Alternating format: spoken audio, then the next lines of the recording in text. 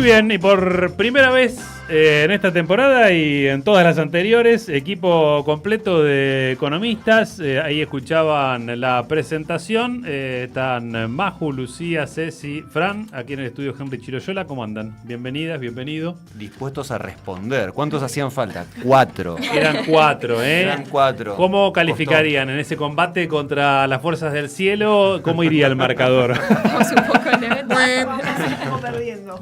Lo que no decae es la actitud, ¿no? Y el entusiasmo y la predisposición. Bueno, recién estaban dando vueltas de qué van a hablar. Yo, en realidad, para arrancar, me gustaría que cuenten ¿por qué, un poco. Mauro? ¿Pasó algo? ¿Qué? Por eso. Nada. No. Fijamos un ratito de demencia y aprovechemos que están acá, que es un momento más distendido. Me gustaría que les cuenten también a la audiencia que les han estado escuchando durante todo este año qué es de sus laburos cotidianos, sus vidas cotidianas, lo que tengan ganas de contarles en qué andan, para tener otro perfil más allá de los quilombos diarios a los cuales terminaremos llegando. ¿Quién arranca?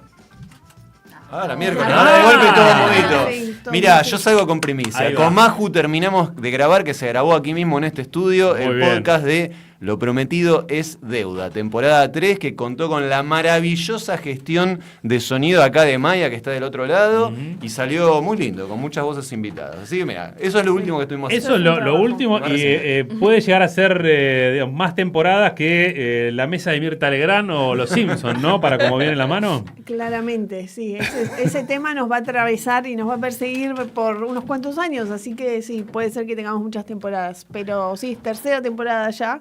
Actualización del debate. Hicimos la primera temporada cuando se estaba empezando a renegociar deuda con privados en el 2020 y el FM, bueno, y obviamente teníamos el bardo del del préstamo del 2018.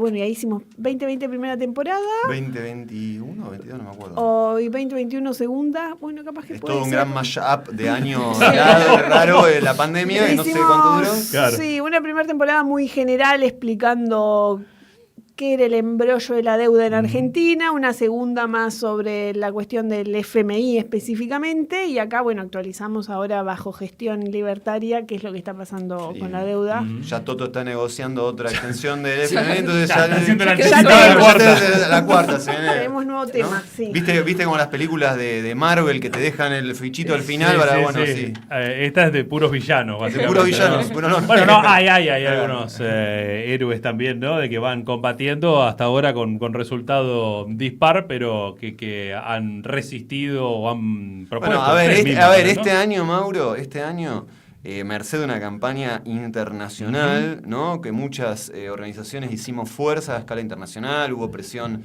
en la opinión pública con legisladores, etcétera, se logró algún cambio en la política de sobrecargos del FMI. ¿Qué son los sobrecargos? Es una tasa extra que cobra el FMI a los países que toman o demasiada deuda o por plazos demasiado prolongados. Lo cual es un contrasentido por 1000 motivos, pero que a la Argentina le implicaban una pérdida de más de $1.000 millones al año.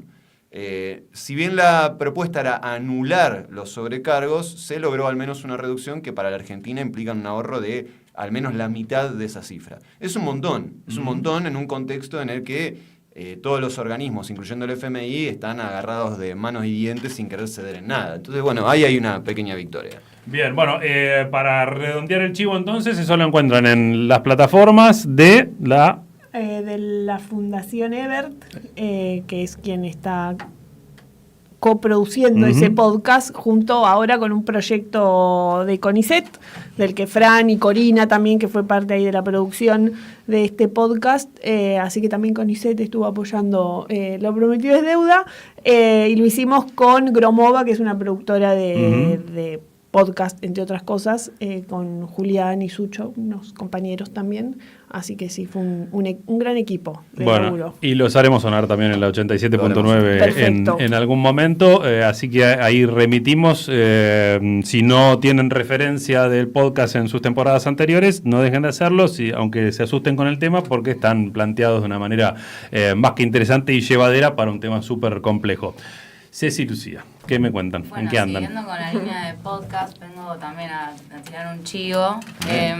Este año concretamos un proyecto que veníamos pensando desde Radio Universidad, un podcast, un programa que salía en vivo todos los jueves a las 4 de la tarde sobre economía, que se llama ¿Cómo la ves? Que lo titulamos Economía para no economistas.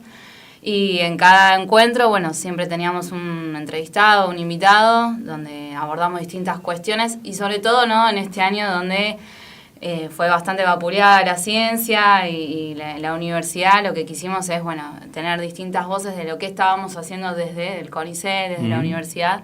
Así que lo pueden encontrar también en Spotify y todos los programas. Y esperamos que el año que viene seguir resistiendo en ese espacio Muy bien. de encuentro. Ceci. Bueno, lo mío no está muy vinculado a la temática comunicacional, pero digamos, estoy participando en algunos proyectos. Yo doy clase en la secundaria y en ese espacio también tienen una radio, la Escuela Normal tiene Radio Clara, y también estamos armando con los alumnos, digamos, algo para hacer el año que viene. No sabemos si un podcast o algunos videos para subir a YouTube, para de alguna manera reflejar un poco los intereses de los chicos en cuanto a cómo ven ellos la sociedad. Tienen, digamos, una perspectiva bastante distinta de la que podemos llegar a tener nosotros y les gusta tener su espacio y tener, bueno, justamente eso, un espacio donde volcar sus opiniones, intentando derribar algunos prejuicios que por ahí tenemos los grandes, que para ellos nosotros ya somos grandes, ya somos de otra generación, por supuesto. Y bueno, en ese sentido me ha resultado muy interesante este año escuchar sus opiniones, intentar darles un poco un cauce, intentar hacer algunos ejes temáticos. Y bueno, esperemos que el año que viene salga algo de todo esto. ¿Qué materia das? Yo doy administración, pero digamos, este es un proyecto aparte con la radio de la Escuela Normal, que en principio, si se da, el año que viene empezaríamos a volcarlo, digamos, a la parte de comunicación. Y se enganchan con estas cuestiones de la economía. Se enganchan mucho, pienso sí. en línea con el proyecto del cual estuvo participando Fran, el libro que presentamos hace algunos días, ¿no? Con algunos de sus autores. Ahí eran más chiquitos y chiquitas quienes participaban, pero bueno, con una mirada súper interesante, ¿no? En esto de escucharles. Claro, sí. ¿Qué es lo que sienten, opinan sobre ¿Qué es lo estos que temas, sienten ¿no? y opinan ellos? Sí, con respecto a varios temas, ¿no? Temas que no solo son de economía o de política, sino también de la inteligencia artificial, de cómo impacta en sus vidas, bueno, la adicción al celular, etc. Es decir, muchas, desde muchas perspectivas, ¿no? También la económica y la política. ¿Qué es lo más habitual que le preguntan vos que sos economista? Tal cosa, que el dólar, algún otro quilombo, en qué meten la guita, en la cena familiar, en el ascensor, no sé. La cuestión sí, sobre todo. Bueno, a mí desde mi trabajo, eso, siguiendo con la temática de en qué estamos, que trabajo en esta fundación, una fundación alemana, parte del trabajo es tratar de explicar en Alemania qué es lo que está pasando acá. Y más allá, obviamente, que ahora el fenómeno Milei claramente no es un fenómeno barrial, sino que está siendo muy observado en todo el mundo y allá en Europa en general lo miran con mucho interés. Con el tema de la deuda hay una cuestión o sea, que me parece uno de los grandes desafíos que, bueno, también que lo prometido es deuda está pensado para que lo discutamos y lo pensemos en público bastante argentino o algo latinoamericano tal vez, pero hay muchas preguntas sobre... No se termina de entender la responsabilidad que tienen también los países centrales, como Alemania, obviamente, por ser unos principales accionistas del fondo, por ejemplo, las responsabilidades que tienen ellos también en cómo funciona la deuda en los países del sur global. Entonces, la mirada en general es Argentina o los países que tienen estos problemones de deuda son adolescentes descontrolados que le dan, no sé, guita para ir a comprar la cena y se la gastan en golosinas en el kiosco de la esquina. Nosotros, como esa es la mirada, ¿no? Entonces el ejercicio de estar explicando cómo funciona eso de una manera más integral, holística y global es, por lo menos ahí laboralmente, ese es un gran desafío, por ejemplo. ¿A ustedes? ¿Qué tema vos sabés que es yo más me quedé recurrente? pensando, bueno, esto, Maju, lo sé, me parece importantísimo, la importancia de quebrar la lógica de la mirada nacional centrada que muchas veces tenemos de pensar que la Argentina es una anomalía, que pasa solo acá, y bueno, así como Maju recién contaba de la situación con con los países acreedores, los países desarrollados. El otro punto es mirar qué pasa acá en el barrio, digo, en América Latina, qué pasa con otros países deudores. Yo estoy ahora leyendo mucho del Banco Mundial, de la CEPAL, del FMI, y el FMI y el Banco Mundial, que son los organismos responsables máximos, están señalando sistemáticamente que estamos ante una crisis de deuda internacional, que hay cada vez más países con dificultades para lograr pagar, que están desplazando gastos en educación, en salud, en vivienda, en protección social, y que esto no termina bien. Y lo están diciendo. Y esto está llevando a la discusión la necesidad de nuevas reglas. Y esto está ocurriendo en el mundo. Y es importante sumarnos desde la mirada, desde la construcción de sentidos y de propuestas, porque este es el debate actual. El año que viene, por ejemplo, se hace la 4ª Conferencia Internacional de Financiamiento al Desarrollo, donde se está tratando de impulsar un cambio de reglas. Quiero señalar esto, que más allá del desastre que provoca la deuda en nuestros países, del cual hablamos un montón de veces, está generando problemas para la gobernanza global. Y esto tiene que ver, por un lado, con un conflicto geopolítico que hay en ciernes entre básicamente China y Estados Unidos, que no se ponen de acuerdo en las reglas que quieren. China quiere que le abran un poco de lugar, Estados Unidos no quiere ceder. Cuando tiene que ceder, en lugar de ceder, se retira de los organismos multilaterales, que es lo que hizo Trump la otra vez, y que el riesgo está que lo vuelva a hacer. Entonces, bueno, en lugar de cambiar las reglas, me corro y entonces arréglense. Hagan lo que quieran, claro. Este es un punto, y el otro punto es la hipertrofia financiera privada que existe en el mundo. Esto que año a año nos escandalizamos de el 1% de la población más rica contamina más que el 60% de la población, tiene la mitad de la riqueza del mundo, etc. Pero ¿esto de dónde viene? Viene de este juego financiero donde hacer los deberes, hacer la tarea, lleva a más desigualdad, a más deterioro del ecosistema mundo. Y esto es parte del debate, pero a tal punto que ya les está haciendo daño a los países desarrollados, que están perdiendo capacidad recaudatoria, entonces no pueden cumplir sus tareas. Esto que pensamos que es una cosa, una travesura de acá de los y las Argentinas, no nos sabemos manejar con el vuelto, en rigor es un problema a escala mundial. Y esto se está debatiendo ahora. Ahí, esto que tuve la posibilidad de estar en Nueva York ahora hace unos días, que fue justamente una de las reuniones de preparatoria de esta reunión que acaba de mencionar Fran, de financiamiento para el desarrollo. Una de las tensiones más claras que se nota, que se escuchaban ahí en el recinto entre los países desarrollados y subdesarrollados, por poner en esos términos, es que en la discusión sobre las reformas de la arquitectura financiera internacional funciona como bloque los países europeos, Estados Unidos, Canadá y Australia defendiendo las instituciones que existen actualmente y argumentando de que, bueno, que lo que hay que hacer es mejorar las organizaciones y las instituciones que existen, y por el otro, los países del sur global, pero especialmente los países africanos que funcionan realmente como bloque. Eso es muy impresionante, que todos los países africanos funcionan, la Unión de Países Africanos funcionan como bloque. No ocurre eso en Latinoamérica, que estamos todos muy dispersos, pero diciendo, no, esas instituciones claramente no están funcionando, necesitamos reformar toda la arquitectura, necesitamos instituciones nuevas en donde todos los países tengan igual voz y voto, que no es lo que pasa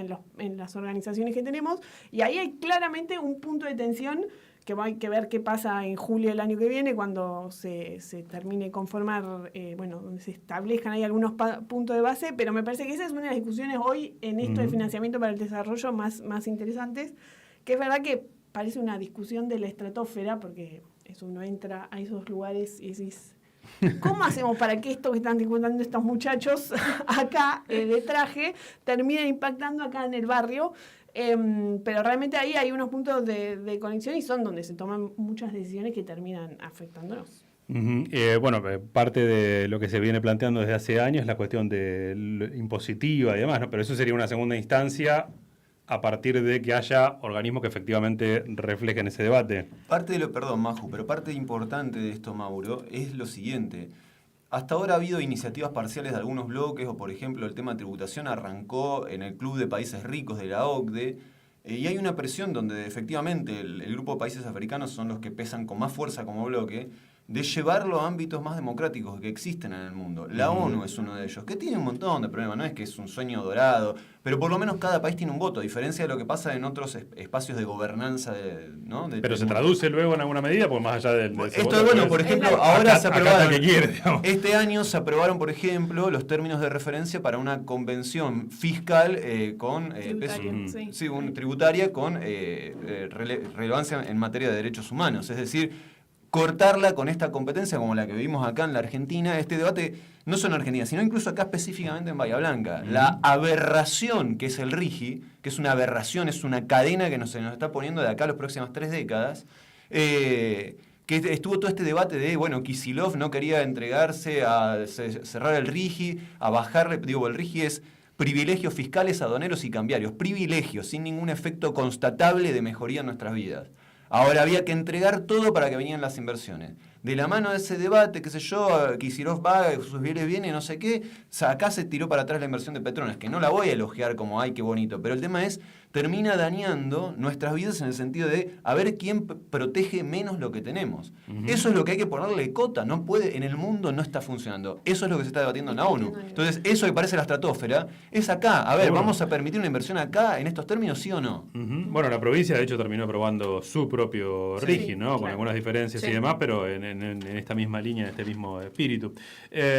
Lucía, ¿qué ves de lo nacional o lo global también como punto a destacar, también pensando en lo que hemos ido discutiendo en este 2024 y que se agudice, que sea un problema a subrayar de cara al 2025?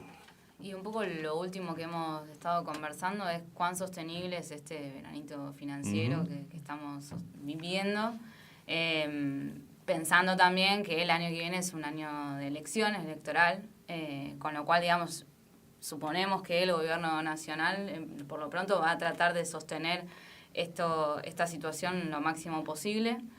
Pero bueno, la verdad es que las presiones por la devaluación están, así que no sabemos hasta cuándo va a poder ser sostenido.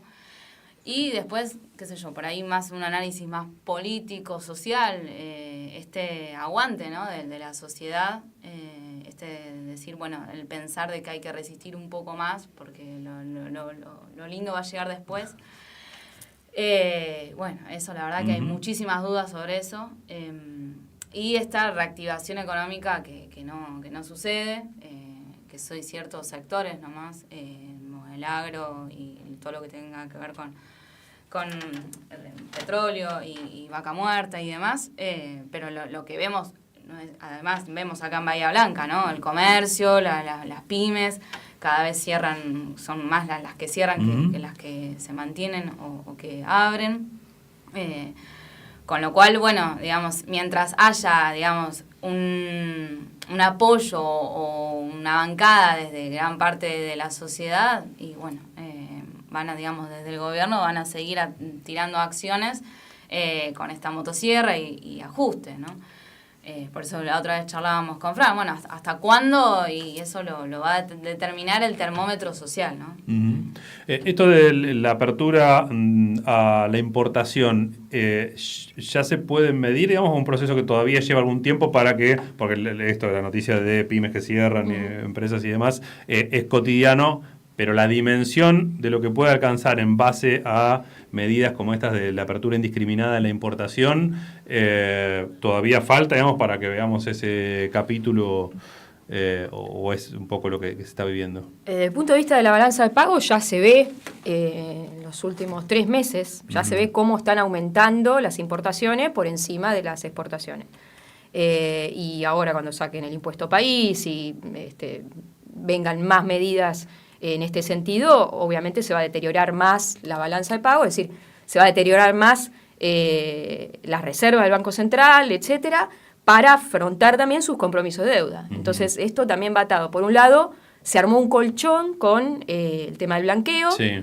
Entraron como un 65% de las reservas del Banco Central, se explican por la guita que entró al blanqueo, pero por otro lado se está drenando por importaciones y por turismo emisivo, es decir, argentinos que compran dólares para irse afuera. Eso siempre pasó en diciembre, pero obviamente cuando el dólar está tan barato como ahora, y encima Brasil devaluó, la cuenta es muy clara, ¿no? Termina siendo muy conveniente irse afuera para un sector muy minoritario de la población, pero que tiene impacto justamente porque es un sector que tiene, que tiene el poder adquisitivo para generar esa diferencia. Últimamente, en estos días, el dólar subió un poquito. Ahí está el chiste en internet de que subió un 10% y anualizado eso, si es de un día, estaba ¿cuánto el viaja el dólar, 14.000% de la devaluación anual, ¿no es cierto? Proyectado, el chiste obvio. Pero interesante, ya que, bueno, en diciembre la inflación viajaba son, claro, a un las herramientas discursivas que utiliza el presidente. Pero bueno, ¿no? estaba un poco ese... Claro. Sí, todavía estamos por ver más cierre de pymes, más un impacto mayor, justamente por ahí. Pasó lo mismo en los 90, pasó lo mismo en los 70, con la tablita, con el dólar regalado. Es siempre un poco la misma historia. Y también la misma historia en cuanto al plazo, es decir, cuánto puede aguantar la sociedad. Esto es como un declive muy lento, porque, bueno, justo como comentaba Gustavo hace un rato, el empleo se está precarizando, es decir, hay más gente buscando empleo, pero no hay una suba, un pico de desempleo como hubo, por ejemplo, en el 92, que pasó del 5 al 20, por la cantidad de empresas que se privatizaron. Eso fue como un salto brutal. Ahora el desempleo está como un poco estancado, o sea, cayendo el nivel de empleo, pero no termina tampoco de reactivarse la economía como para salir adelante, pero el declive es muy, muy lento como para pensar, bueno, viene un estallido pronto, ¿no es cierto? Perdón, Mauro, a mí me parece importante como marcar dos cosas. Porque por un lado está este aspecto que quienes estamos aquí y en esta radio hemos insistido muchísimo de la barbaridad, la aberración, la crueldad social del ajuste, que es una locura y que en algún momento esa paciencia se agota, que es lo que decía Ceci. Eso está, y sobre eso creo que no tengo que a la audiencia explicarle demasiado. Ahora, además de eso, creo que hay que añadir este otro aspecto, pues decía Ceci recién, ¿cuál es el plazo? ¿Cuánto dura? Porque efectivamente, en estos modos crueles, estridentes, el programa económico no es muy distinto de estas experiencias que ya vivimos en los 70, en los 90, más brevemente durante el gobierno de Cambiemos. ¿En qué sentido? Apertura de la economía, desregulación financiera y cambiaria y reformas estructurales de la mano de ajuste fiscal. Esto ya lo vivimos, no es nuevo. Entonces digo, más allá del chisporroteo y todo lo que nos vuelve loco de si tiene 4 o 5 perros, qué sé yo, en el núcleo no es novedoso. Ahora, para sostener ese núcleo, y esto es lo que decía Ceci, y es muy importante, tiene que haber acceso a dólares que sostengan esto en el tiempo. Porque de vuelta, esta perspectiva de que viene domando la inflación, entonces démosle tiempo, porque como decía Lucía, lo bueno está por llegar, porque mirá, está logrando lo que dijo, genera, un impacto político muy concreto, pero para esto es central, determinante, primero mantener controlado el dólar. Y para eso necesita que ingresen dólares. Entonces, ¿de dónde van a salir? Hasta ahora ha sido una cosa que casi mes a mes tratando de ver qué llega. Pero detrás del blanqueo ahora empezaron a llegar préstamos del BID y la CAF que le dan un poquitito de aire. Se está negociando con el FMI. Está tratando de trazar un puente hasta alrededor de marzo que empieza a liquidar la cosecha el agro el año que viene, que aparentemente va a tener un buen año. Además, se espera que haya superávit en el sector energético gracias a la acción de una década entera de YPF poniendo a producir vaca muerta, que se haya hecho el gasoducto Perito Moreno Néstor Kirchner. Entonces, puede haber acceso a dólares. Ahora, ¿eso significa que entonces le va a salir bien? El tema es que si le sale bien, va a ser una devastación desigualadora social, ¿no? Una especie de lavarropa centrífugo donde se agranda esta brecha, que también recién mencionaba Ceci, de una minoría que va a acceder a, me voy de vacaciones a Bucios, me compro el último iPhone, y el resto que van cada vez más para atrás. Entonces lo que hace es agrandar la brecha social, hacer desaparecer los sectores medios. Esto en el caso que le salga. El problema es que no está claro que le vaya a salir. Y si no le sale, o sea, si le sale, evidentemente el panorama no es muy alentador. Y si no le sale... Yo creo que si no le sale, y esto para mí hay un aspecto central en lo siguiente. Del lado comercial depende todo de que la economía no arranque del todo. Porque si con una economía semi-estancada, como decía Lucía, están aumentando las importaciones, como decía Cecilia, Imagínate si arrancara levemente, es un alud de importaciones que deterioran también la cuenta corriente del balance de pagos. Entonces, ¿de qué depende? Del ingreso de dólares financieros o por inversión. Con el RIGI, que es una barbaridad, no hay que cansarse de decirlo, es una barbaridad, una atrocidad lo que están haciendo con el RIGI. Hasta ahora hay 11 proyectos, solo 11 proyectos, de los cuales más de la mitad dependen de la acción de empresas ligadas al Estado. Cosa rara, ¿no? Para libertarios que dicen aborrecer el Estado y pisan el tipo de cambio, intervienen en el mercado, ¿no?, cambiario, y usan las empresas controladas por el Estado para atraer dólares. Esto por un lado. Y por el lado financiero, volvemos a la discusión internacional. En los 90... cuando Menem hace las reformas de la apertura, el programa estaba clarísimo, habla del consenso de Washington, estaba escrito, usted haga esto y la plata llega. Menem hizo esto, la plata llegó. Y con eso, bueno, funcionó desigualando durante unos años. Cuando Macri llega al gobierno, todavía el consenso ya no estaba, pero todavía teníamos la salida de la crisis del 2008, tasa de crédito barato. Eso hoy no existe. Hoy las tasas de interés están muy por arriba. De hecho, en promedio la Argentina paga más por el financiamiento oficial que por el privado. Eso es lo caro que están las tasas. No hay un programa claro, porque esta disputa internacional de la cual referíamos antes con Maju da cuenta de que no está ordenado el mundo. No es que ahora es Bush y Clinton paseándose en Bermuda diciendo, más si usted haga esto y acá viene la... No está eso. No está eso. Y como no está tampoco claro qué es lo que hay que hacer para que llegue la guita. Y ojo, porque no es que, bueno, no importa, me abro y llega. Ya tuvimos en este año de Milei disputas, confrontación entre acceder a dólares financieros ligados al FMI, al Banco Mundial, y el programa chino, ¿no? Que con la represa, que ya fuimos y vinimos 20 veces, quieren cortar ahora. No es que podés quedar bien con todos. Y si te vas a alinear con uno, perdés la fuente de financiamiento del otro. ¿Qué pasa si no lo renovaban el swap desde China? Milei entraba en default. El tema tal vez sea cuál es la alternativa y cuál la que pueda existir o la que haya que construir. ¿Cómo la ven? Amigo, Mauro. Sí, acá los ministros. Para zanatear estamos acá todos los días. Para esto las convocamos a ustedes. No, yo quería agregar igual de manera. No me tirés al córner la pregunta, porque todavía no me dijeron si presupuesto sí o presupuesto no. Esas se las voy a dejar pasar. La debemos. Esas se las voy a dejar pasar, pero respondeme esta. La discutimos Dale, igual en el grupo de WhatsApp. No, solo como algunas cositas que me quedaron escuchando a los compañeros. Una cuestión con el empleo, que yo, sin ser especialista de las cuestiones laborales, claramente la dinámica del mercado laboral en el empleo cambió bastante de la crisis del 2001 al hoy. Entonces, también es muy difícil pensar, creo yo, que volvamos a tener esos números de desempleo, ¿no? Porque ahora, con bajarte una app rápidamente y hacer un viaje en bici para llevar un pedido, ya dejas de ser desempleado. Por lo tanto, o sea, sí, no escuché hoy a Gustavo, pero claramente todo el mundo marca eso, de cómo se está precarizando el mercado laboral. Pero es muy difícil pensar que vamos a tener un estallido por falta de ingresos vinculados a lo laboral de la misma manera que tuvimos en la crisis del 2001. Entonces ahí... Perdón, Maju, y la existencia de la OH. Y bueno, y protección social, sí, que se levantaron los pisos de protección social. Bueno, que ahí claramente hay un consenso, nadie se anima a tocar eso, y es una de las únicas partidas que Milei sostuvo en términos de poder adquisitivo, la UH y la UE. Entonces ahí hay... sí, es claramente otra situación.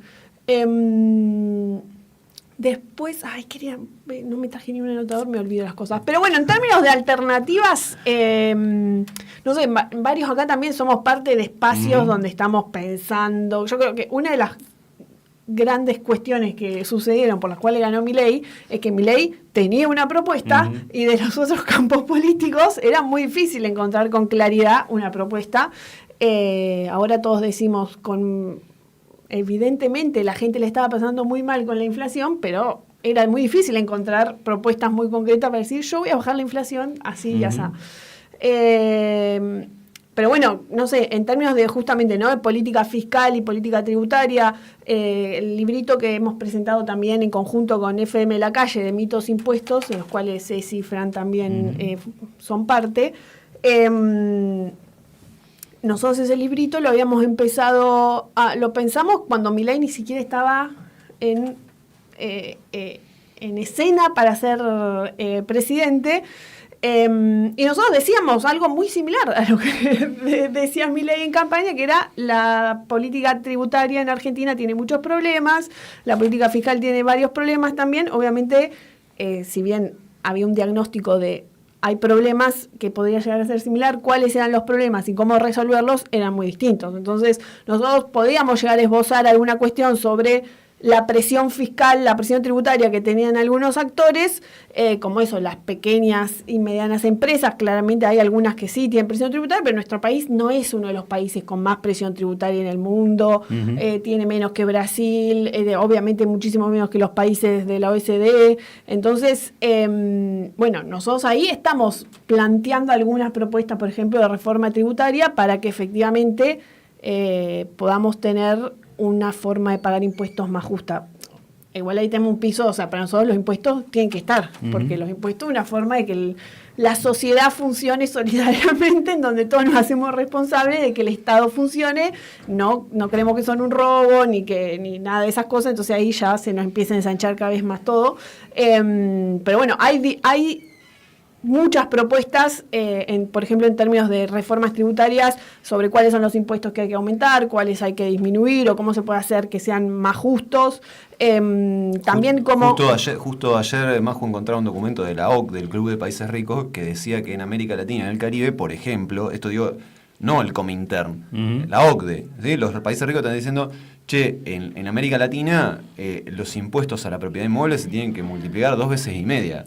Los impuestos vinculados a temas de salud, como no tabaco, alcohol, que no tienen una función recaudatoria en sí misma, sino de desincentivar el consumo, tienen que al menos duplicarse. Impuestos ambientales. Todo esto lo están recomendando porque estamos muy por debajo de los estándares internacionales. Contra esta pavada que se está discutiendo ahora de 90% de la cantidad de impuestos, vamos a... Los impuestos no todos cumplen una función recaudatoria. Algunos tienen que ver con desincentivar consumos, de modular.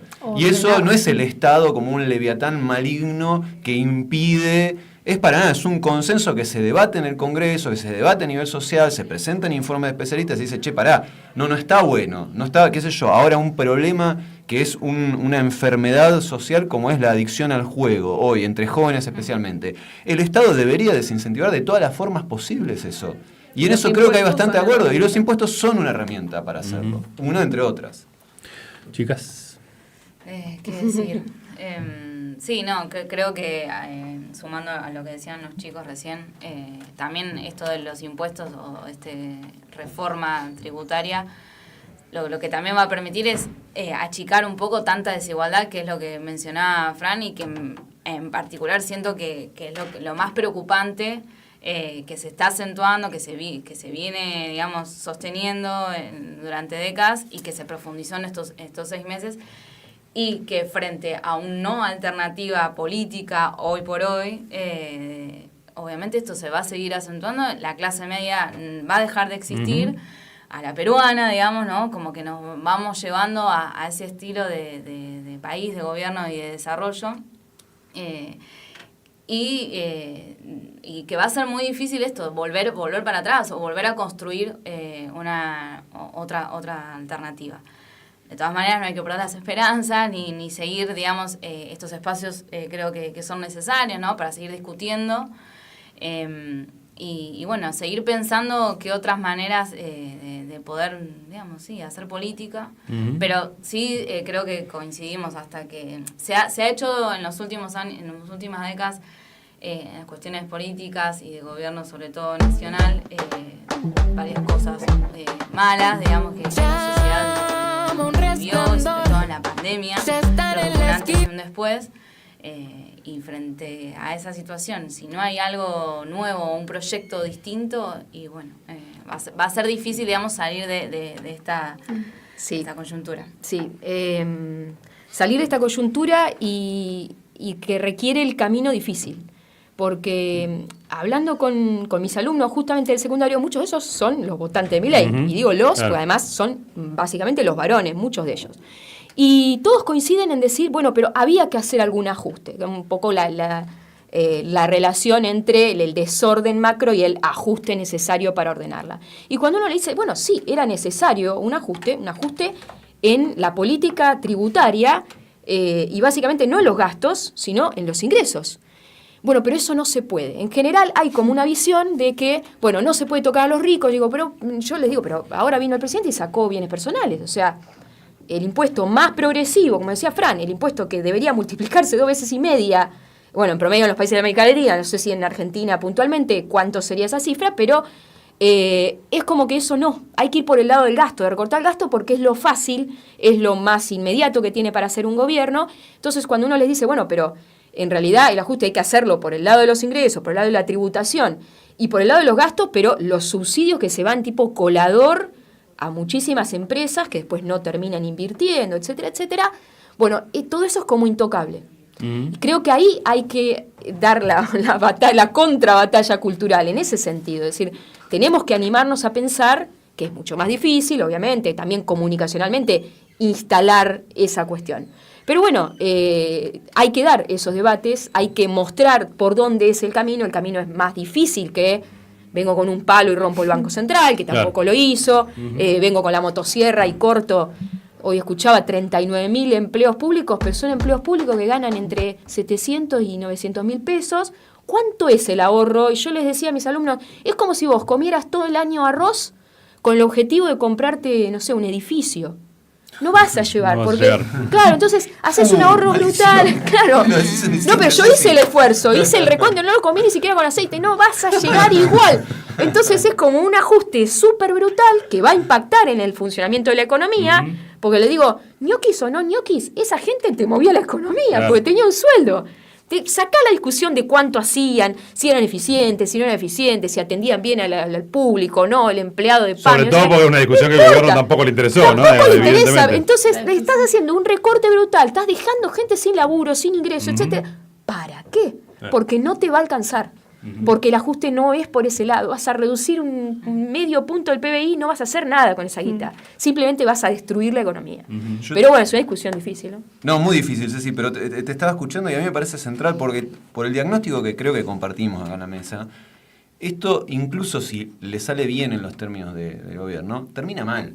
Entonces, termina mal ahora o dentro de poquitos años, pero no termina bien, porque ya la vivimos esta. Entonces, la importancia, ¿no?, de estudiar procesos históricos y entender, ¿no?, cómo funciona la economía real, no la de fantasía, no la de los manualcitos Monchón y Becker con la cual se da economía y todo piensa que, claro, los TikTok, sino tratar de estudiar en profundidad, podemos saber que esto no va a terminar bien, puede durar un poco más, puede durar un poco menos, no lo sabemos, no tenemos la bola de cristal, pero no termina bien. Entonces, la importancia de ir construyendo ideas, discursos, ejes, valores, y yo creo que ahí hay una piedra de toque importante.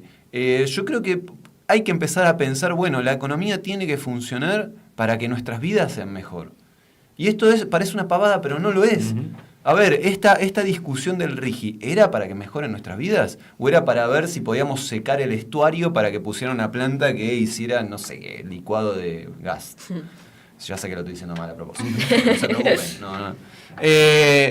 Es un parámetro que ayuda a entender. Y así como está toda esta discusión, Maju decía, estamos pensando, se refería, no sé, pues no me acuerdo si lo dijiste, Maju, al espacio de trabajo fiscal por la equidad, el ETFE. Yo participo de otro espacio también que está en línea con esto, que es el equipo Transiciones, donde también venimos discutiendo en estos términos, y hay posibilidad de hacer propuestas de desarrollo, incluso dentro de los parámetros de gobiernos como los que existen en una sociedad capitalista. Obviamente me gustaría que se organice de otra manera, pero incluso dentro de estos parámetros hay posibilidades de hacer. Este año los subsidios que se recortaron fueron al consumo, ¿sí?, energético. Ahora, las empresas productoras de energía fósil recibieron más de 300 veces recursos fiscales que, por ejemplo, la destinada a energías renovables. Claro. Entonces, ¿por qué el Estado está haciendo este esfuerzo gigantesco a una dependencia fósil, contaminantes, cuando podría orientarlo en otro sentido? Y uso este ejemplo porque me parece que acá de Bahía se puede entender fácil. Alrededor de Bahía Blanca se crearon... ¿cuántos parques eólicos hay? 5, 6, no sé, hay un montón. Sí. Está toda la ciudad rodeada. Fantástico, porque viento es lo que nos sobraba. Sí. Resulta que estos molinos eólicos, depende cómo veamos con certeza en un análisis fino, pero en su mayor parte, te diría que 80-90% se podían fabricar a nivel nacional, incluso local. Tenemos una industria metalúrgica, metalmecánica. Ahora la primera empresa que se está tratando de privatizar se especializa en producir molinos de viento. Entonces, eso se podía producir acá, generando valor agregado acá, generando empleo acá, y además ayudando a una transición socioecológica favorable a nuestras vidas. Entonces, ahí tenés un camino concreto. ¿Por qué no vamos por ese lado? Cuando está visto que acá tenemos un espacio. Y como eso hay que buscar otras alternativas, no es la única, ¿no? Entonces yo creo que hay espacio para formular ideas, propuestas, y estos núcleos de debate hacen a difundir estas propuestas, porque tarde o temprano esto termina mal. Estamos ya cerrando, pero en línea con esto último que planteaba Fran, digamos, de la bajada a lo local, no sé cuánto seguiste lo cotidiano aquí en este primer año de gestión de Susbieles Maju, pero bueno, Lucía ha participado también en algunos espacios donde se abrieron ciertas discusiones. ¿Qué ven, digamos? ¿Hay alguna propuesta diferente? ¿Hay más de lo mismo? ¿Qué mirada tienen? Rompo hielo de cara dura, porque no puedo parar de hablar y las chicas estaban mirando para que no nos ven por esto. Dale. No, yo no voy a hacer una evaluación de toda la gestión, solamente de una medida puntual que me parece muy relevante y va en línea con lo que venimos hablando. Tras el temporal, cuando vino el presidente, dijo arréglense con lo que tengan, Susbieles dijo, bueno, si no aparece plata, voy a poner una tasa extraordinaria. Idea que esta radio fue parte de esa campaña que hicimos en el 21, y amenazó con la idea de una tasa extraordinaria. A la semana apareció, ahora no me acuerdo la cifra, la había calculado, pero no, creo que era, no sé si el 10, el 20% del presupuesto municipal en una semana. ¿Se entiende? En una semana de golpe apareció una torta de plata que no te... ¿De dónde venía? De empresas que operan acá, que las tenemos allá, estoy señalando para el lado del parque y el polo, que funcionan independizadas del ciclo local. ¿Sí? Que exportan, que obtienen ganancias cuando acá nos estamos muriendo de hambre, que tienen agua cuando nosotros no la tenemos. Esto lo estudió Milce, que sale varias veces de Gana Radio. Entonces tenían la plata estaba ahí. Y gracias a esa plata se pudo poner en marcha un plan para reforestar, para construir casas, para mejorar aulas. Tenía 4 o 5 usos bien concretos definidos que se fueron ejecutando y controlando. Esto significó que Dow, que Mega salieran corriendo, levantaran sus tubos y fueran a instalarse a Punta Colorada. No pasó.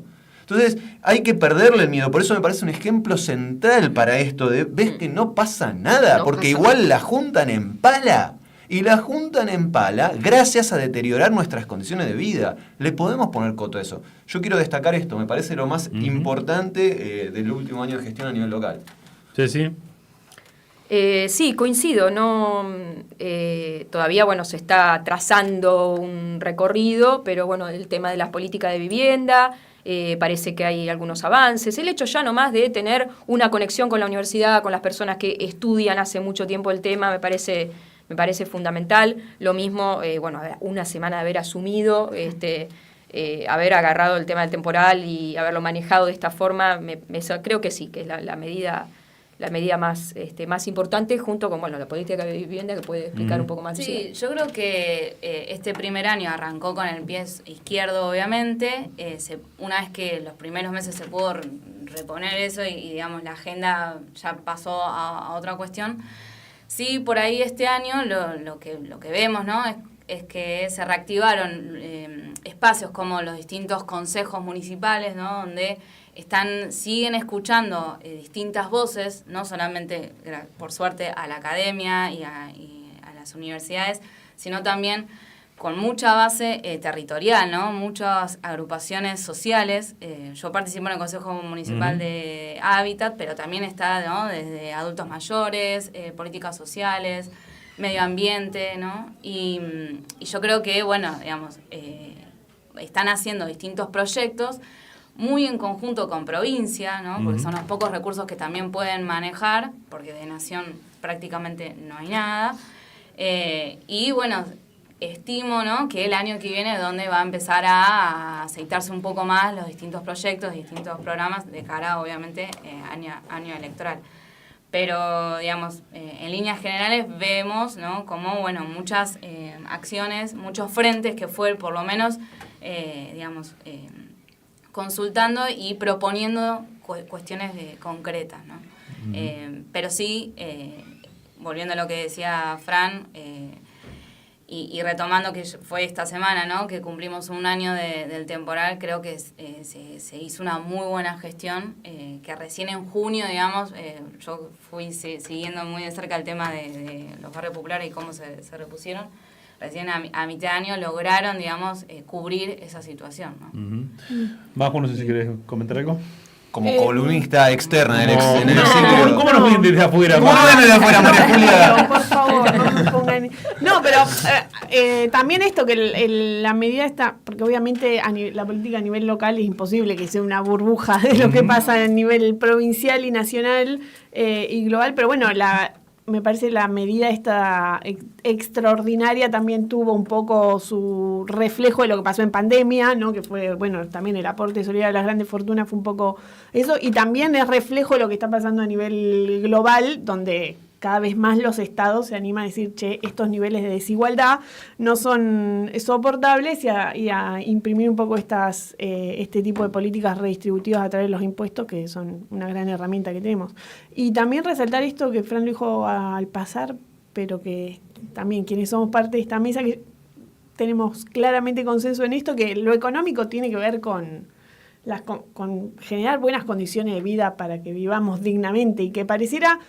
Yo siento, cuando estudiamos economía hace muchos años ya, que un poco hacíamos el esfuerzo del tiempo de traer eso, una discusión modelo micro, macro, a ver cómo en concreto nos afectaba en nuestra vida cotidiana. En algún momento creo que en los últimos años había como, o por lo menos en la heterodoxia, creo, un consenso de, bueno, es verdad, siempre que pensamos a nivel macro tenemos que estar viendo en concreto cómo esto se refleja en condiciones de vida. Y ahora creo que eso quedó totalmente, es como, y desde todos los ámbitos, es como, incluso eso, obviamente de las miradas libertarias, pero también en la heterodoxia hay como un consenso nuevamente de, bueno, hay que ordenar la macro, veamos esto, cómo lo acomodamos y no importa, abajo, después vemos cómo resolvemos el abajo. Entonces, volver al ejercicio de pensar, chicos, esto está todo junto, ¿no? Por más que desde muchos espacios se trate de estar diferenciando de que, bueno, primero hay que acomodar una cosa y después vemos cómo lo resolvemos. Así que, bueno, me parece en estas columnas todo el tiempo tratamos de hacer ese esfuerzo y hay que volver a elaborarlo como de cero, no sé. Bueno, y se les agradece muchísimo por el laburo que han hecho durante todo este año, que bueno, nos ha sido muy útil.